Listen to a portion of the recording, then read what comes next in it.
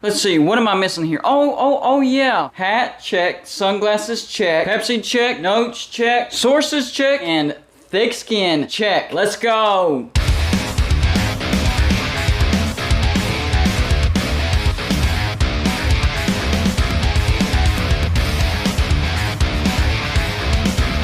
Welcome back to Going Unbloated, everybody, and all we do here is college football. So if you're a college football fan, go ahead and hit the like and subscribe button. And as always, feel free to send gear to represent you and your team. Look around, that's what my background is made of. So if you want to be a permanent part of Going Unbloated and my background, send gear to represent yourself and your team to P.O. Box 360, Liberty, South Carolina 29657. Another car video because today is a busy day, so you're just going to have to bear with me. Some of these are actually pretty good, but some of them not so much, so I'll let you be the judge and let you decide if this was a good one or not. Man, yesterday I heard a big time rumor that really didn't make any sense, and it kind of came out of nowhere. Actually, kind of does make sense, but the bottom line is it came out of nowhere.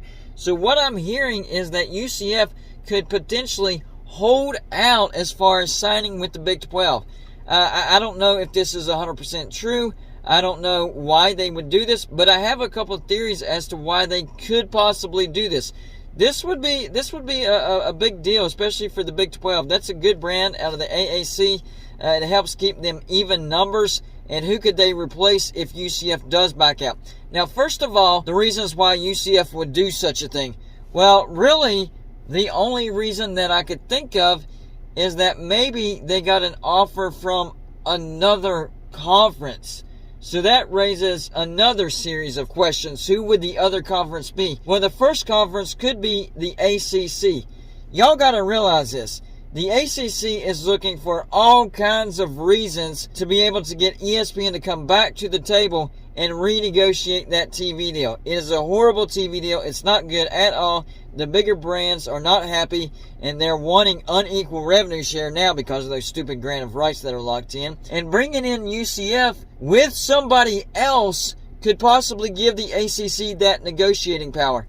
Now, I've been saying for well over a year that Notre Dame and West Virginia could be joining the ACC as full-time football members, and that in and of itself would give the ACC negotiating power to renegotiate their TV deal. Well, I think UCF fits the pie as well. So they could be thinking about bringing in UCF, West Virginia, and Notre Dame. Remember, the ACC is thinking about doing away, well, not thinking about, they actually are doing away with divisions. So it really wouldn't matter if the ACC had an odd number of teams. If you don't have divisions, then that don't really matter. So they could bring in West Virginia, Notre Dame, and UCF, and yes, that would do it right there. That would 100% do it. That would bring ESPN back to the table and renegotiate that TV deal, and it would be much, much higher. I think Notre Dame is the team that moves the needle the most, without a doubt, 100%. But West Virginia brings a lot of value to the ACC as well.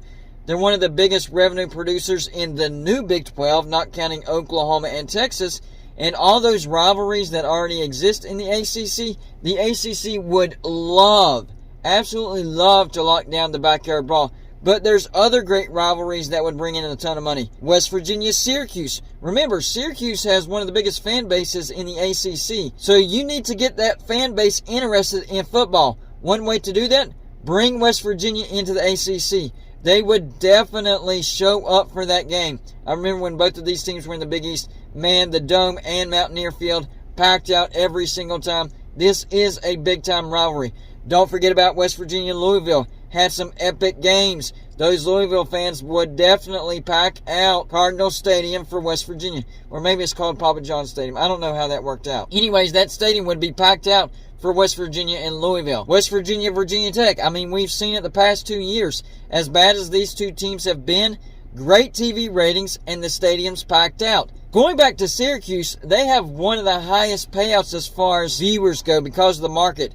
So you bring in West Virginia and you get a lot of viewers, Syracuse viewers, for that game, and you're going to be making a lot of money. That game could actually be a bigger moneymaker than the backyard brawl because of the viewership in Syracuse. It has a higher value. West Virginia, Miami, that could also bring in a lot of money. Miami loves playing West Virginia. Even West Virginia and Boston College. Here's the thing. When the ACC brought in Boston College, they thought they would lock down the Boston market. The problem is Boston is a pro sports town. But bringing in West Virginia, you would get more viewers from those Boston fans because, trust me, they like it whenever Boston College plays West Virginia. And it wouldn't have to be a huge jump. Because of the value per viewer in the city of Boston, if you increase it even just a little bit, you're going to be making a lot more money. It's kind of like the viewership in the city of Los Angeles. The value is much higher than in most places. So you have to take that into account. So the ACC could actually make money from Boston College by bringing in West Virginia. So yes, West Virginia does bring in value to the ACC. And then there's UCF. UCF is one of the fastest growing Group of 5 brands, about to be Power 5 brand no matter where they go, whether it's the Big 12 or the ACC or another destination. And it has the largest on-campus student body. So yes, UCF brings value as well. And you heard me say no matter where UCF goes. And that brings me to the other possible destination, and that's the SEC. That's right, the SEC could be interested in UCF. I also know that the SEC is interested in West Virginia and Oklahoma State as well. First and foremost, they're interested in Clemson, Florida State, North Carolina, and Virginia, but they have to battle those grant of rights. So if that's stuck in place, they can move on to their next choices, and that's Oklahoma State, West Virginia, possibly UCF. And I do think that the SEC will eventually do away with divisions. I don't know if it's whenever Oklahoma and Texas enter the SEC or after that. But if you do away with divisions, then having an odd amount of teams wouldn't matter as well. So they could bring in those 3 teams. And yes, it would add value. West Virginia doesn't add as much value to the SEC as they would with the ACC because they really don't have any rivals in the SEC. There would be some intriguing matchups, but they don't have any real rivals. But they do bring some value. They bring their own revenue into the SEC. And really, those are the only reasons why I would think UCF would back out of the Big 12 deal if that's the case. Number one, I don't know if they really are thinking about backing out or if they're holding out on the Big 12. But if they are, there are a couple of reasons out there. Those are really the only reasons I can think of. If there's other reasons, y'all let me know in the comments section. But this would be a big deal for the Big 12 and then possibly the ACC and the SEC. This would be crazy, to be honest with you. I mean, think about it. A Group of 5 team now getting multiple offers, not just from the Big 12, but also from the SEC and the ACC. That would be crazy. That would be headline news right there. So I am definitely keeping my eyes and my ears out on this rumor. This is a big rumor. It would change a lot of things. So y'all let me know in the comments section. Number one, do you think that UCF really could be holding out on the Big 12?